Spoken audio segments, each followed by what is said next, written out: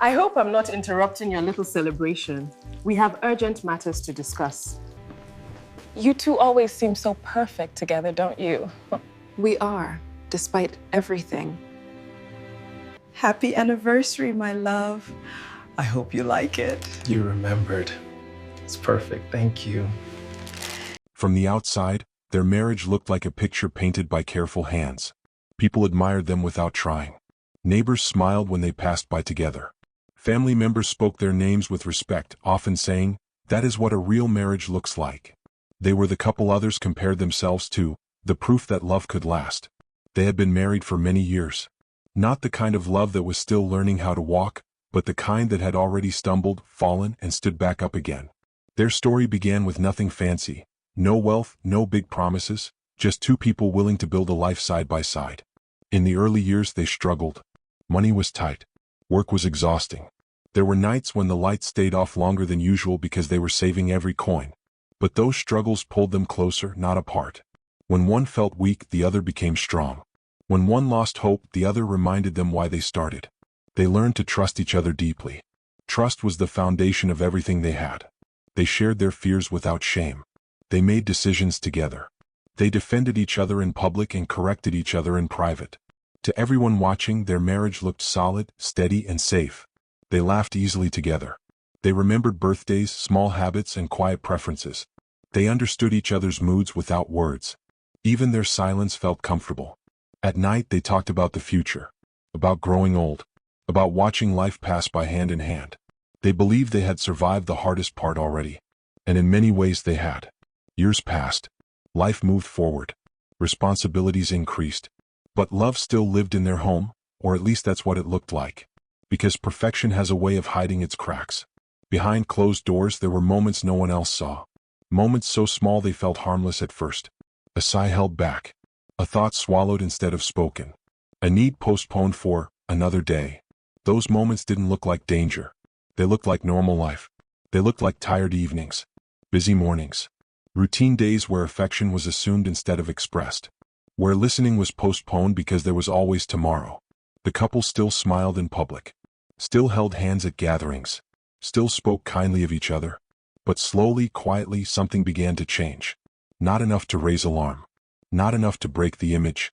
Just enough to weaken the foundation. They trusted each other so completely that they never imagined trust could ever be tested. They believed loyalty was permanent, something that did not need protection or care. And that belief made them comfortable. Comfortable enough to stop checking in. Comfortable enough to stop asking, "Are you okay?" Comfortable enough to assume love would always be there no matter what. But love, like anything living, needs attention to survive. There were small moments when one partner felt unheard. Moments when words were spoken but not received. When feelings were brushed aside, not out of cruelty but out of exhaustion. Still, they told themselves everything was fine. After all, they were strong. They were committed.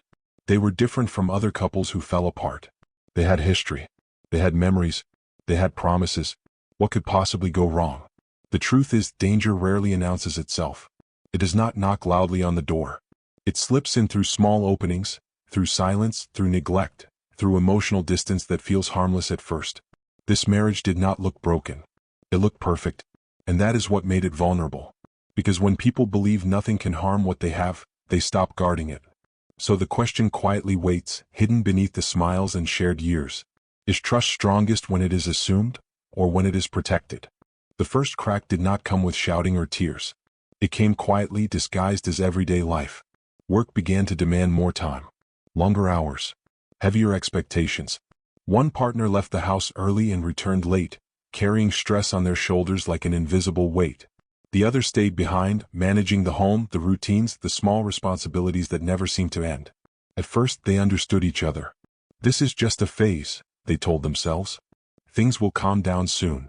But days turned into weeks and weeks turned into months. Conversations that once lasted for hours became short exchanges. A quick question. A tired answer. A nod instead of a discussion. Dinner was eaten in silence more often than not because of anger, but because there was nothing left to give at the end of the day. One partner felt overwhelmed. The other felt invisible. And neither said it out loud. The one carrying the stress believed they were doing everything for the family. They thought their sacrifices were obvious, even if they were not spoken. They assumed love was understood even if it was not shown. The other waited. They waited for attention, for a gentle question, for a moment of care that said, "I see you." But those moments came less often. When they did come, they felt rushed, distracted, incomplete. Loneliness settled in, not the kind that comes from being alone, but the kind that comes from feeling alone next to someone you love. It hurt quietly. Small misunderstandings began to grow. A tone sounded wrong. A message felt cold. A simple request was taken as criticism. Each moment added another layer of hurt, another reason to pull back instead of reaching out. They stopped correcting each other gently. They stopped explaining their feelings. Silence became easier than honesty. And resentment, when left unspoken, grows strong. One partner started to feel that their emotions did not matter, that their needs were always second. They tried to speak up once or twice, but the timing was never right. The response was always tired. "Not now. Let's talk later. I've had a long day." Later never came. The distance was not intentional. It was accidental. Built from neglect, not cruelty. But accidental wounds still hurt. The other partner noticed the change too, but misunderstood it. They saw withdrawal as criticism, silence as punishment. They felt unappreciated and judged even when no words were spoken. So they pulled back as well. Two people both feeling misunderstood. Two people both believing they were alone in their effort. The home no longer felt warm. It felt quiet. They still shared space but not feelings. Still shared a bed but not thoughts. Still shared a life but not emotional closeness.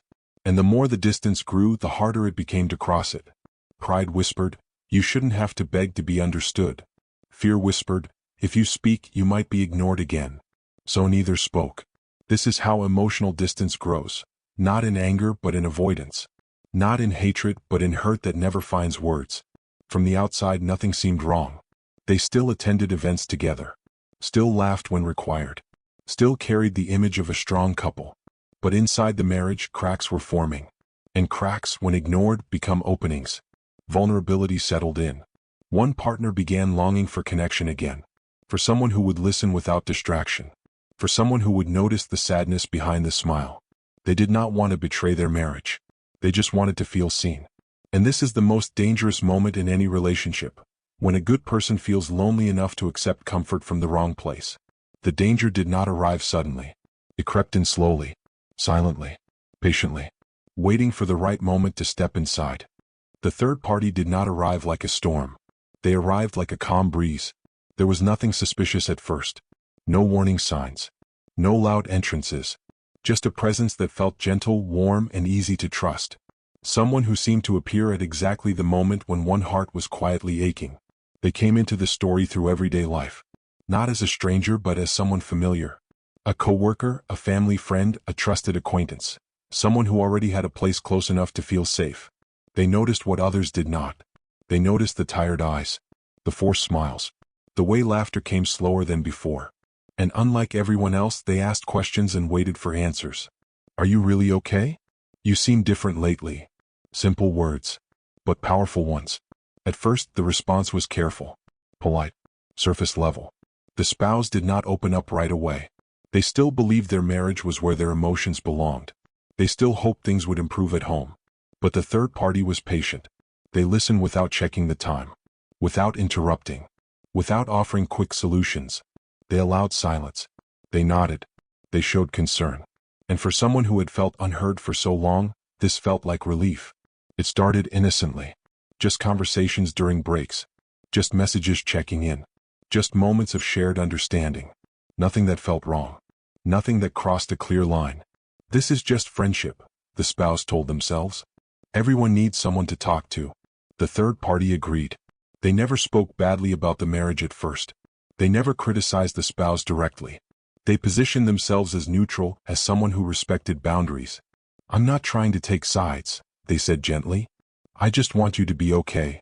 Those words carried weight. Because when someone is emotionally tired, even small kindness feels like rescue. The spouse began to open up more. Carefully at first. A little frustration here. A small sadness there. They still avoided saying too much. They still protected their partner's image. But the third party encouraged honesty. You don't have to hide your feelings. It's okay to admit you're hurting. And slowly the walls came down. The spouse found themselves sharing things they had stopped sharing at home. the loneliness, the feeling of being overlooked, the exhaustion of always waiting. And the third party listened, fully, attentively, emotionally present. They validated every feeling. Anyone would feel that way. You've been so strong for so long. You deserve to feel understood. Each sentence landed softly but deeply.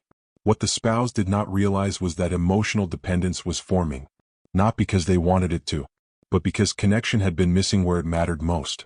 The third party became a place of comfort, a safe space, a person who made the spouse feel important again. Messages became more frequent.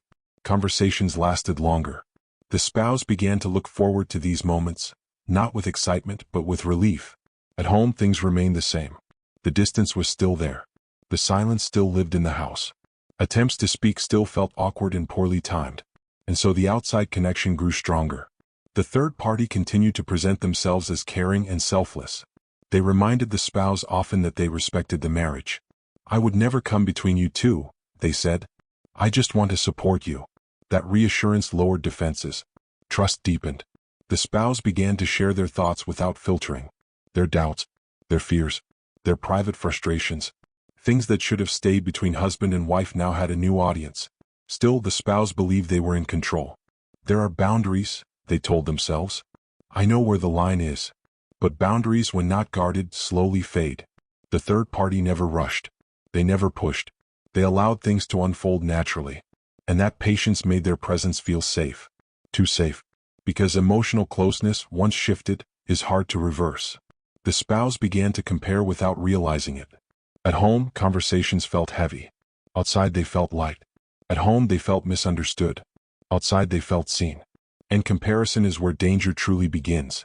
The third party had become something they were never meant to be, an emotional partner in place of a spouse. The arrival was complete. And the door, once slightly open, was now wide enough for real damage to begin. At first, the advice felt comforting. It did not sound cruel. It did not sound harmful. In fact, it sounded wise, thoughtful, and caring. The kind of advice that makes a hurting person feel understood instead of judged. The third party never said, "Your marriage is failing." They said, "You've been carrying so much for so long." They never said, "Your partner is the problem." They said, "Anyone in your position would feel exhausted." And that is how poison works best, when it hides inside words that sound kind. The spouse listened closely. Every sentence felt like relief. Every nod felt like support. For the first time in a long while, someone was not rushing them, not defending the other side, not asking them to be patient again. The third party began asking deeper questions. Do you feel appreciated? When was the last time they truly listened to you? Do you think they understand how lonely you feel? These questions stayed in the spouse's mind long after the conversations ended. They replayed them while lying in bed, while doing chores, while sitting across from their partner in silence. And slowly doubt began to grow. The third party started offering gentle explanations for the pain. Some people don't know how to love deeply. Some partners get comfortable and stop trying. You've done your part. You've been patient enough. Each sentence pushed the spouse a little further away from the marriage, not with force but with reason. Soon, comparisons entered the conversation. I know people who would never ignore their partner's feelings. Some couples make time no matter how busy life gets. You deserve that kind of care too. The spouse did not respond right away. But inside something shifted. They began to notice flaws more clearly. Every late response felt intentional. Every tired reaction felt like rejection. Moments that once would have passed quietly now felt heavy with meaning. At home, their partner remained unaware. They still believed the marriage was stable. They still trusted deeply. They did not know another voice had entered the heart of the person they loved. The third party's advice became more frequent, more confident. You're not asking for too much. Your feelings are valid. You shouldn't have to beg to be loved. Validation became addictive. The spouse felt stronger when speaking to the third party. Braver. More certain. They felt justified in their pain. They felt seen. But something dangerous was happening. The advice was no longer neutral. It was shaping how the spouse viewed their partner.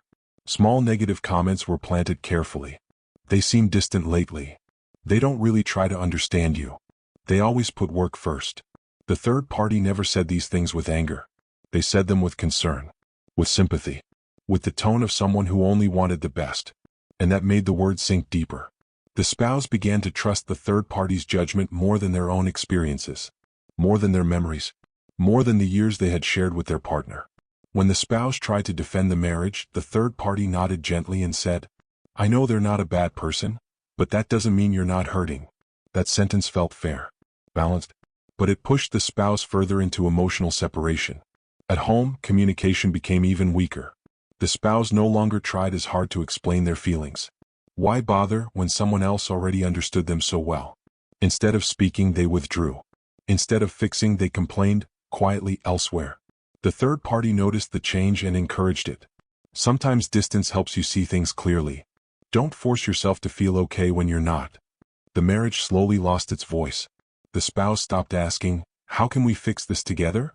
They started asking, "Why am I always the one trying?" And once that question takes root, love begins to feel like effort instead of choice. The third party offered comfort during moments of guilt. "You're not doing anything wrong. You're just being honest about your feelings. You can't control how someone else treats you." These words silenced the warning signs inside the spouse's heart. They stopped questioning the situation. They stopped protecting the marriage. They began protecting their pain instead. What the spouse did not realize was that emotional validation, when given without responsibility, can become manipulation. The third party had become the place where emotions were processed, decisions were shaped, and doubts were confirmed. Their voice carried more weight than the voice of the partner at home. Advice had replaced communication. And poison, once swallowed slowly, is hard to recognize until the damage is done. The spouse still believed they were being reasonable, that they were simply finding clarity, that they were finally standing up for themselves. But in truth, something sacred was being weakened. Trust, loyalty, emotional boundaries. The marriage was no longer being nourished. It was being quietly starved.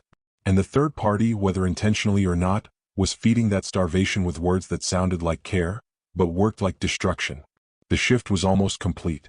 The spouse no longer ran to their partner with their worries. They ran somewhere else.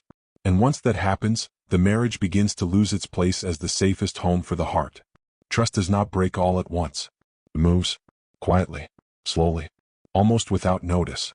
At first, the spouse did not realize anything had changed. They still came home, still shared meals, still lived the routine of married life. On the surface, everything looked the same. But inside, something had shifted. The first change was small. Instead of sharing their thoughts with their partner, they shared them elsewhere. Instead of speaking openly at home, they waited for private moments with the third party. What once belonged inside the marriage now lived outside of it. Messages were answered with care. Conversations were protected. When the phone buzzed, there was a pause before responding. When the spouse entered the room, the screen was turned away, not because of guilt, but because of habit. "This is nothing," the spouse told themselves. "I'm just talking." But talking is how emotional bonds are built. Slowly, honesty at home was replaced with silence. Not angry silence. Polite silence. The kind that keeps the peace but kills connection. The spouse stopped explaining their feelings. They stopped asking for understanding. They assumed their partner would not get it anyway. At the same time, their bond with the third party grew stronger. The third party knew their thoughts, their frustrations, their fears. They knew what made them smile again. They knew what hurt them deeply. And knowledge creates intimacy.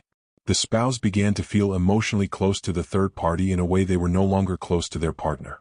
They felt understood there, comfortable, accepted without effort. At home, conversations felt heavy, awkward, forced. A strange guilt followed them everywhere. They knew something was wrong, but they didn't want to admit it. They told themselves they were not crossing any lines. There was no physical betrayal, no obvious wrongdoing. So what's the harm, they thought? The harm was invisible, but growing. Secrets began forming, not out of malice but out of fear. Fear of confrontation. Fear of hurting feelings. Fear of losing the comfort they had found elsewhere. They avoided certain topics at home. They avoided eye contact during deeper conversations. They avoided moments that might expose the truth. And avoidance became routine. The spouse's partner noticed the change. They felt it in the way conversations ended too quickly. In the way questions were met with short answers. In the way emotional closeness had faded. They tried to bridge the gap. They asked how things were going. They suggested spending time together. They tried to reconnect in small ways. But the response felt distant. "I'm tired. Another time. I just need space." The partner felt confused. They didn't understand what had changed. They didn't know another voice had entered the marriage. They blamed themselves quietly, wondering what they had done wrong. The third party encouraged the distance. Don't force yourself. Take time for yourself. You're allowed to protect your peace. Those words felt empowering, but they pushed the spouse further away from their marriage. Emotional intimacy, the deep sharing of thoughts, fears, and dreams, had moved. It now lived outside the home. And when emotional intimacy leaves, trust follows. The spouse started justifying their actions. I'm not cheating. I'm just being honest about my feelings. They don't even notice the distance. Justification softened the guilt. But guilt did not disappear. It showed up late at night, in quiet moments, in the uneasy feeling that something important was being lost. At home, the marriage began to feel like responsibility instead of refuge. Conversations felt like chores. Time together felt tense. The warmth that once defined the relationship was fading. The spouse felt trapped between two worlds. One felt safe and understanding. The other felt heavy and demanding. And so, without making a clear choice, they began choosing every day. They chose the place where they felt lighter. The partner at home sensed the shift but could not name it. They felt the emotional withdrawal like a slow ache. They tried harder, then pulled back, then tried again. But without honesty, effort felt useless. Trust was no longer shared equally. It had tilted. And once trust shifts, balance is lost. The marriage was still standing, but its foundation was no longer secure. And the most dangerous thing about this stage is that everything still looks normal. Until it doesn't. The signs were there. Not loud. Not dramatic. But clear to anyone who was paying attention. The partner at home felt it first in their chest. A quiet heaviness that never fully went away. A feeling that something important was slipping through their fingers, even though they couldn't see it. They noticed the change in tone. The short replies. The way conversations ended before they even began. They noticed how their spouse seemed present in body, but distant in spirit. They tried to understand. At first they blamed stress, work pressure, life's demands. They told themselves, this is just another phase. They believed patience would fix what time had damaged. So they waited. But waiting only made the distance grow. They tried again, this time more carefully. They suggested spending time together. A quiet evening. A shared activity. Something to reconnect the way they used to. The response was polite but cold. Not today. I'm really tired. Another time. Another time never came. The partner felt rejected, but they didn't want to seem needy. They didn't want to start an argument. They swallowed their feelings and tried to stay calm. But confusion began to hurt. They noticed changes in behavior that didn't make sense. The phone was always nearby. Messages were answered quickly, but never explained. Laughter appeared suddenly, then disappeared just as fast. When they asked gentle questions, they were met with defensiveness. Why are you asking so much? You're reading too much into things. Don't make problems where there aren't any. Those words stung. The partner felt foolish for even asking, embarrassed for caring. They began to doubt their own instincts. And that doubt is dangerous. The third party quietly reinforced this thinking. They painted the concerned partner as insecure, as controlling, as someone who didn't understand emotional needs. They're just afraid of losing control. They don't trust you. You shouldn't have to explain yourself all the time. Those words felt comforting to the spouse who was drifting away. They justified the distance. They turned concern into accusation. At home, communication continued to break down. When the partner tried to express their feelings, they were misunderstood. Their worry was seen as jealousy. Their questions were seen as attacks. So they stopped asking. Silence returned, heavier this time. The warning signs grew louder. Emotional withdrawal. Lack of eye contact. Defensive reactions. Sudden need for privacy. But each sign was explained away. It's nothing. You're overthinking. We're fine. The spouse repeated these phrases until they believed them. The partner at home felt isolated. They began questioning themselves. Wondering if they were imagining the problem. Wondering if their love was somehow flawed. They tried one last time to reach out. They opened their heart. Shared their fear. Asked for reassurance. But reassurance never came. Instead, they were met with distance. That moment hurt deeply. Because when someone gathers the courage to speak their pain, and it is dismissed, something inside them breaks. The third party continued to encourage separation, carefully, quietly. Sometimes space is healthy. Don't let anyone guilt you for choosing yourself. You're allowed to have your own life. Those words felt like freedom. But freedom without responsibility can destroy what it touches. The spouse began spending more emotional energy elsewhere. The marriage was no longer the place where problems were solved, It was the place they escaped from. The partner sensed the truth but had no proof. No clear evidence. Only intuition.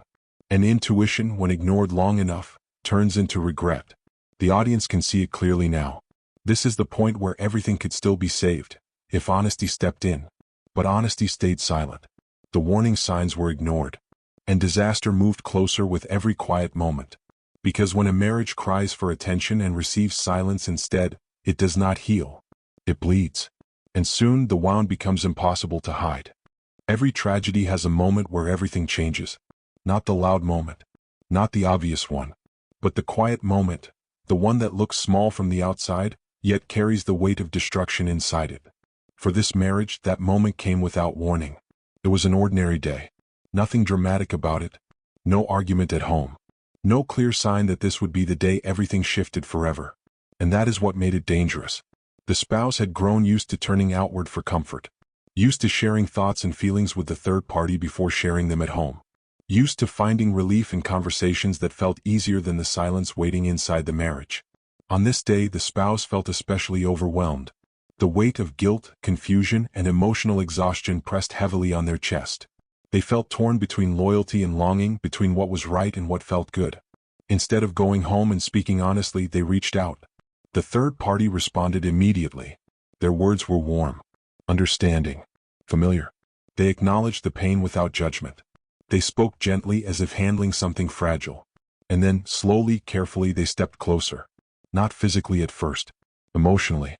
They said things that crossed an invisible boundary, things that were no longer neutral, no longer safe. You don't deserve to feel this alone. I wish someone would treat you the way you deserve. If I were in their place, I would never ignore your pain. The spouse felt their heart tighten. Something about those words felt different. Heavier. More personal. They knew in that moment that a line was being approached. A warning bell rang quietly in their mind. But instead of stepping back, they hesitated. Because the comfort felt real. Because the loneliness felt unbearable. Because the marriage felt distant and complicated. The third party noticed the hesitation and interpreted it as permission. They leaned further into emotional closeness. Their tone softened. Their words became more intimate. They spoke as if they belonged in a space reserved for a spouse. The spouse felt confused. Part of them wanted to stop, to pull away, to protect what they had built over years. Another part felt seen in a way they hadn't felt in a long time. And that part was loud. The line was crossed not with touch, but with intention. With words that created emotional loyalty. With comfort that replaced commitment. With connection that no longer respected boundaries. The spouse shared something deeply personal, something they had never shared with anyone outside their marriage before. And once it was spoken, there was no taking it back. The moment passed quietly. No alarms. No confrontation. But inside, everything had changed. Guilt rushed in immediately. The spouse felt it like a sharp pain in the stomach. They knew they had gone too far. They knew something sacred had been violated, not physically but emotionally. They tried to pull back. They told themselves it was just a moment of weakness. That nothing more would happen. That they could still fix this before it went any further. But the third party had already seen the opening. Their true intentions began to surface. Not openly, not aggressively, but clearly enough to be felt. They became bolder. More confident in their role. More comfortable speaking about the marriage as if it were already broken. You've done enough. You can't keep hurting yourself for someone who doesn't change. Sometimes love ends even when people don't want to admit it. Those words shook the spouse. Fear joined the guilt. Fear of losing their marriage. Fear of being exposed. Fear of having already ruined everything. At home, the spouse felt distant and tense. Their partner noticed immediately. Something was wrong, more wrong than before. The spouse avoided eye contact. Avoided conversations. Avoided moments of closeness. Their mind was elsewhere, tangled in thoughts they could not share. The partner tried again. They reached out gently. Asked what was wrong. Expressed concern. But the spouse could not answer honestly. And silence this time felt unbearable. The marriage had reached its most fragile state. One partner stood outside emotionally, tied to another voice. The other stood inside, confused, hurt, and unaware of how close everything was to collapsing. The third party continued to apply pressure, not forcefully but persistently. They framed the situation as clarity. You're finally seeing the truth. You're waking up. You shouldn't feel guilty for choosing happiness. But the spouse did not feel happy. They felt trapped. Trapped by their own choices. Trapped by secrecy. Trapped between two realities that could not coexist. The line had been crossed. Not accidentally. Not unknowingly. But in a moment where vulnerability met opportunity, and boundaries failed to hold. And once a line like that is crossed, nothing ever goes back to the way it was. Even if no one else knows yet. Even if the truth has not surfaced. The marriage was now standing on broken ground. And the fall was no longer a question of if, only when. The truth has a way of surfacing when it can no longer be contained. It often comes unexpectedly, brutally, like a storm that arrives after days of calm. And when it does, there is no soft landing. No gentle preparation. Just exposure and the weight of consequences that cannot be undone. For this marriage, the revelation came not with a confession, but with discovery, a sudden moment that turned years of loyalty, trust, and shared life upside down. It began with a small detail that felt insignificant at first. A message left open on a phone. A conversation overheard. A subtle slip of words that didn't make sense in the context of daily life. At home, the spouse who had sensed distance for months felt a cold tightening in their chest. They had been warned by intuition, by unease, by the quiet alarms that had gone unheeded, but nothing prepares you for confirmation. And confirmation arrived in a way that left no room for doubt. The betrayed spouse saw it. The messages, the tone, the words that had been exchanged. The intimacy that had been shared outside the marriage. All of it laid bare in a way that could not be ignored. Shock was immediate. Disbelief followed close behind. Their mind raced, refusing to process what they were seeing. This can't be true. It can't be happening. Not to us. Not after everything. But it was true. The feeling of being grounded, of being safe in a life they had built together, crumbled in that instant. Years of trust, years of shared hardship, years of love, it all felt fragile, as if it had been an illusion all along. Humiliation seeped in like a cold fog. Not just private humiliation, but public, emotional exposure. Even the walls of their home, once a sanctuary, felt heavy and suffocating. How many smiles had been hollow? How many shared laughs had masked secrets? How could everything they believed in suddenly feel so fragile? Anger followed grief. Anger at the spouse for their betrayal, even if it had been emotional, not physical. Anger at the third party for inserting themselves into the marriage, for presenting comfort as if they had the right. Anger at themselves for not noticing sooner, for ignoring warning signs, for trusting too deeply. Tears came next.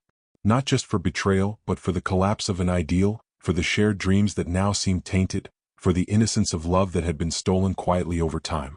Family and community soon became aware. Whispers traveled faster than explanations. Advice poured in, some helpful, some judgmental. Each voice added weight, each opinion a reminder of the public nature of private pain. The betrayed spouse felt pressure from all sides, some calling for forgiveness, some for confrontation, some for distance. The emotional load was unbearable. And the third party? They vanished, or at least revealed their true colors. Some left without explanation, leaving only silence and confusion. Others spoke their intentions, unapologetic and selfish, as if the emotional damage they had caused were justified by their own desire for attention, validation, or control. The betrayed spouse now understood the careful manipulation, the subtle planting of doubt, the slow erosion of intimacy that had led to this moment. The spouse who had been emotionally distant felt guilt, shame, and a profound sense of loss. They had sought understanding outside the marriage, believing they were only reaching for comfort. But that comfort had come at a devastating cost. Their actions, however innocent they had seemed at the time, had broken a sacred bond. And the weight of responsibility for the damage was crushing. The betrayed spouse faced a storm of conflicting emotions. Love, anger, heartbreak, betrayal, confusion, and longing collided inside their chest. Every memory of happiness now carried a shadow. Every shared dream felt marred. Every quiet night together, every gentle touch, every whispered promise, re-examined under the harsh light of betrayal, felt uncertain. The community watched. Friends, family, even neighbors offered sympathy, advice, or judgment. Some tried to help, others whispered behind closed doors.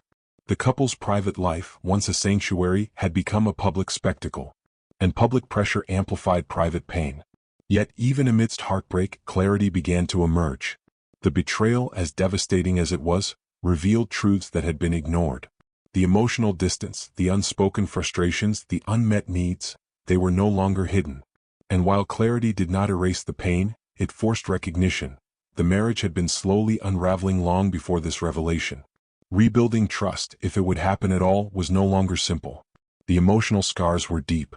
The sense of safety that had defined the marriage for years had been shattered. Conversations now carried the weight of suspicion. Every interaction was measured, cautious, and fraught with tension. The partner who had been betrayed had to relearn what it meant to feel secure, to feel seen, and to feel valued, all in the shadow of a violation that was not easily forgiven. The spouse who had strayed emotionally was forced to confront themselves.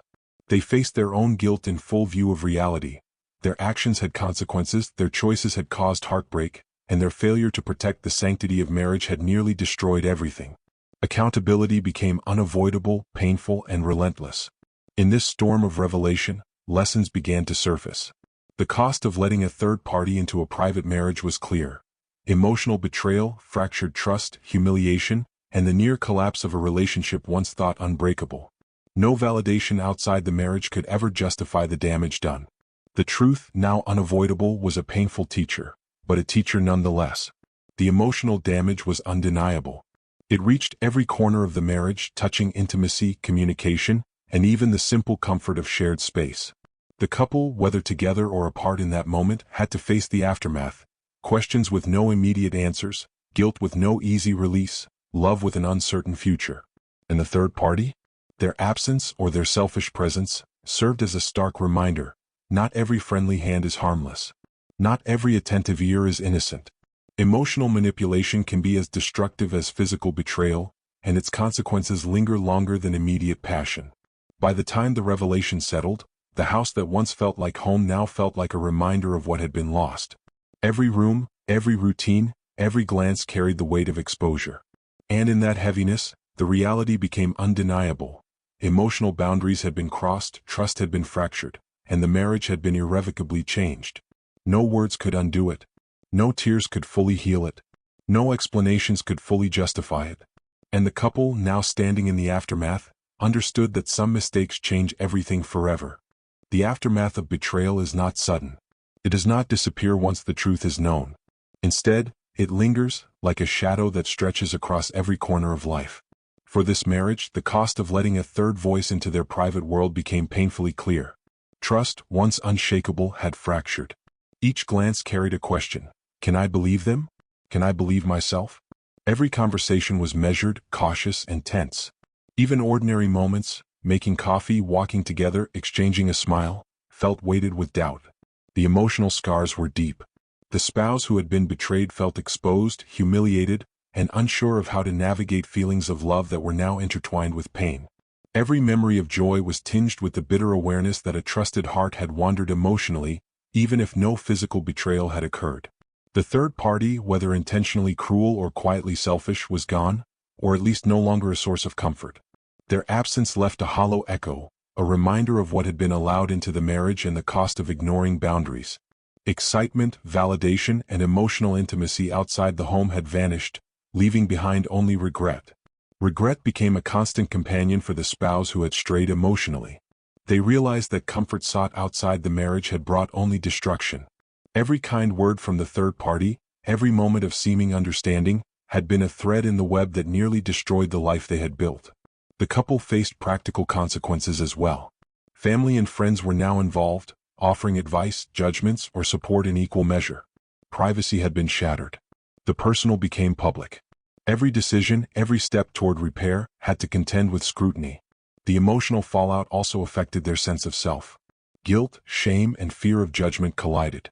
Both partners had to reflect on their roles, not only in the betrayal, but in the subtle neglect that had allowed a third party to enter in the first place. Questions arose. Could this have been prevented? Was the foundation of our marriage strong enough to protect against outside influence? And the truth was unavoidable. When a third voice is allowed to interfere in private marital struggles, the consequences are real, tangible, and lasting. Emotional dependency forms silently. Misunderstandings are amplified. Intimacy drifts away from its rightful place. And the damage, once done, is rarely fully erased. The third party might face consequences, or might disappear entirely. Either way, the marriage bears the scars. And the couple is left to reconcile not just with each other, but with themselves, their choices, their vulnerabilities, and the lessons they now carry. This stage of the story is the moral crossroads. the point where reflection meets reality. The cost of letting someone else's influence seep into a private, sacred bond is not abstract. It is felt in every interaction, every emotion, and every moment of uncertainty that follows. In the silence after discovery, the couple must confront what remains. The house may still stand. The routines may continue. But the heart of the marriage, the trust, the shared vulnerability, the implicit safety, has been shaken. Healing will require acknowledgement, effort, and the difficult work of rebuilding what was once assumed permanent. And if the lessons are not learned, the consequences linger. Emotional scars fade slowly, trust rebuilds painstakingly, and the memory of that third voice remains a cautionary tale. Some mistakes change everything forever. The damage is the price of neglecting boundaries, of allowing outside influence to take root in the spaces meant only for two. And in every quiet moment that follows, both partners are reminded of what could have been prevented, and of what must now be faced with courage, honesty, and a willingness to fight for what remains. After the revelation, the house was quiet in a way that felt heavy. Not peaceful, not comforting, but tense, full of words left unspoken, questions hanging in the air, and hearts uncertain of the future. Both partners now faced a reality that no one can escape. The marriage was broken, but it was not beyond repair. At least not yet. The path forward was unclear, and every step carried weight. For the betrayed spouse, anger battled with love. The hurt ran deep, yet memories of shared laughter, sacrifices, and years of companionship refused to disappear. Could they forgive? Could they trust again? Would it ever feel safe to open their heart fully? These questions tore at them relentlessly. For the spouse who had allowed a third voice into their heart, guilt was unbearable. They replayed every decision, every emotional moment, every conversation with the third party, and felt the sting of their own mistakes. How could I let this happen? How could I betray the person I promised to love and protect? The couple had to decide, walk away or fight. Walking away seemed simple at first. The pain, the humiliation, the weight of betrayal, leaving might offer relief. No more late-night questions. No more doubt. No more tension. They could start fresh, free from the emotional baggage that now defined their marriage. But leaving carried its own cost. All the years of love, sacrifice, and shared life would vanish. Memories would become bittersweet reminders of a bond that could have endured if only boundaries had been guarded, trust nurtured, and communication prioritized. Leaving would not erase the heartbreak, it would only shift it into a permanent absence. Fighting for love, on the other hand, demanded courage that neither partner had exercised in a long time. It required facing the betrayal head-on, confronting the guilt, and rebuilding a foundation that had been fractured. It meant asking difficult questions and offering honest answers. It meant acknowledging hurt, accepting responsibility, and learning to trust again, not just in words but in actions. The process would be grueling. Healing does not occur in a single conversation or a simple apology. It unfolds slowly, painfully, often in small, almost imperceptible steps. Every day would carry reminders of past mistakes, moments when old insecurities resurfaced, and challenges to emotional resilience. Yet, in the midst of despair, there remained a flicker of hope. Love had not disappeared completely. The bond formed over years of shared struggles, sacrifices, and joys still existed beneath the surface. It could grow again, if they were willing to work for it. The hardest choice was not a simple yes or no. It was a series of smaller, continuous decisions. To forgive when the heart resists, to speak when silence is easier, to trust when fear lingers, and to rebuild when every step feels uncertain. Each decision carried the weight of the last, forming a path forward that was both daunting and necessary. Both partners also had to confront themselves. One had to accept responsibility for the breach of trust, to face shame without letting it define them, and to prove through consistent actions that the marriage was worth protecting. The other had to choose whether their love could survive the hurt, whether forgiveness was possible, and whether rebuilding a relationship required patience stronger than pain. No one could provide the answers. No external advice could shorten the process. Every choice, every action, every emotional effort had to be personal, deliberate, and sustained. And in this struggle, the weight of love became clear. Love is not simply the comfort of a shared life. It is also the courage to face mistakes, the determination to rebuild, and the willingness to risk vulnerability even when the heart has been broken. Walking away offered immediate relief, but fighting demanded growth, accountability, and emotional resilience. And sometimes, the true test of love is not how it feels in moments of happiness, but how it survives moments of betrayal. In the quiet aftermath, as both partners considered their options, The house held its breath. Outside, the world continued unaware, but inside, two hearts wrestled with the most difficult choice of their lives. Let go of what they had built or fight with everything left in them to rebuild a love that had been almost lost. Because sometimes, the hardest choices are also the most defining.